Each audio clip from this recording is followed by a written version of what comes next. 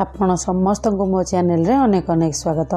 आज मु आपण मानक संगे शेयर करबा पई नै कि आसी बेसन तरकारी। घरे किछि परिबा नथिले आमे एही बेसन तरकारी बनेगी पारिबा, ता पुनी बहुत कम समय रे ओ बहुत सहज उपाय रे आ खाइबा पई मध्ये यार टेस्ट बहुत भल लागि थाए। तो चलंतु देखिबा आजिर रेसिपी।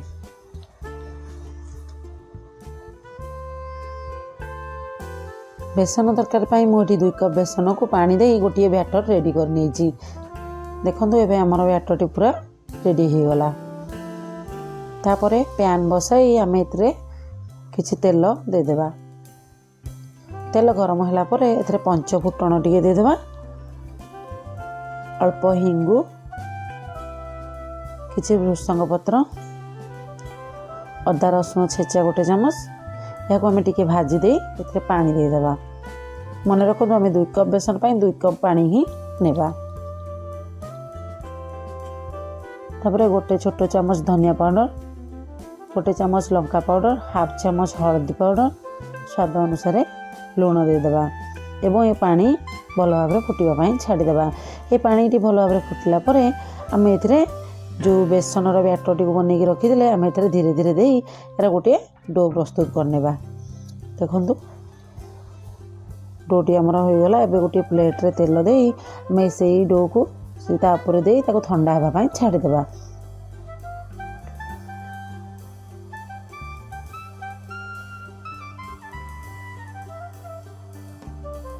ठंडा होला परे आम यहाँ को छुरी साहाय्य पीस पीस करी काटी नेबा।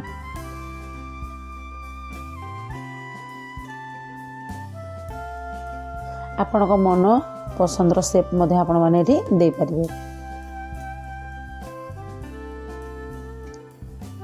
देखंतु हमर सब पीस गुडी भलिया आमे काटी नै छे। एबे आमे तेल गरम करी ए बेसन को छाणी नेबा। मन रखंतु बेसन गुडी को पूरा गोल्डन होला पर्यंत आमे छाणीबा।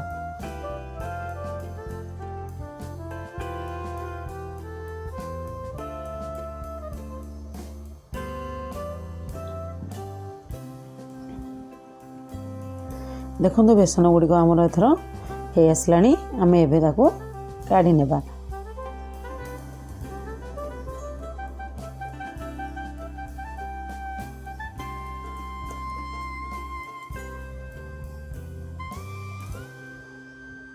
तापर किछि आलू को चोपा छड़े काटिकी रखी ताकू मध्य आमे टिके छाणी नेबा। आलू छाणी नेला परे एबे आमे गोटे कड़ाई गरम करी तेल देबा।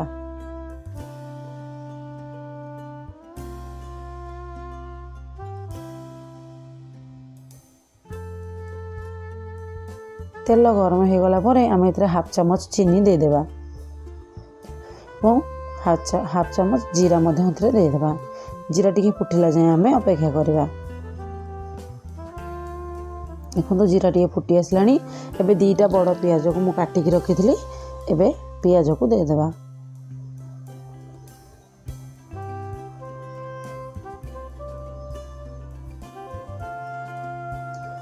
पियाज को पूरा आमे गोल्डन होला पर्यंत भाजी नेबा। देखो पियाज हमर पूरा भल भाव भाजी गला। से आम अदा और रसुण सुखिला लंकार गोटे पेस्ट बनी से आम 2 ରୁ 3 चामच दे देबा एवं ये मसला को आ किछि समय भाजी नेबा। किछि समय पर 2टा टमाटो को मध्य मु पेस्ट करी नै थिली। तो एबे हमें टमाटो पेस्ट एथिरे दे देबा आ मसला को किछि समय कसी नेबा।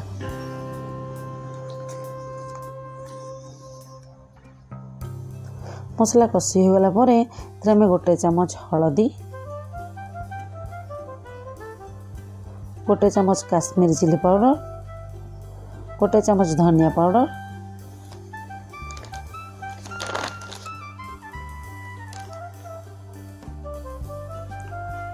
सब मसला देला परे आमे मसला को किछि समय कसी नेबा। मसला टिके देखो तेल छाड़ी आसलानी, कसी हो गलानी हमर मसला।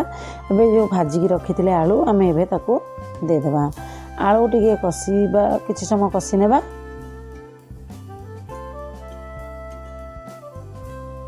देखो आलू भल भाव कसीगला। एबे आमे पानी देदेबा। मुझे गरम पानी करके रखी तो पानी दे देइछि, आपण माने चाहिए नॉर्मल पानी भी दे पारिबे। एबे आमे स्वाद अनुसार लुण दे आलू को सिझिबा पई कवर करी छाड़ी देबा।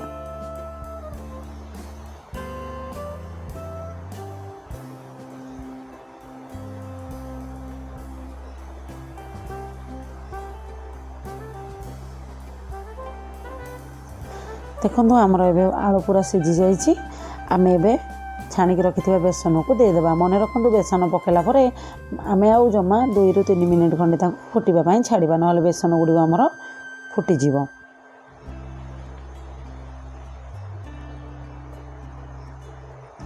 एबे 2 ରୁ 3 मिनिट आम या कवर करने और फुटापी छाड़ी ने। देखो आमर ए बेसन तरकारी पूरा रेडी हो गलानी। आम ए 1 चामच गरम मसला काटिक रखी किसी धनिया पत्र देदेबा एवं यह आम 15 ରୁ 20 मिनिट पर खाइबा देबा। ये तरकारी को आपण मैंने भात रुटी पराठा सहित खाई पारे। बेसन तरकारी ये प्रोसेस रे बनातु, केमिति लागला कमेंट माध्यम मत जनातु।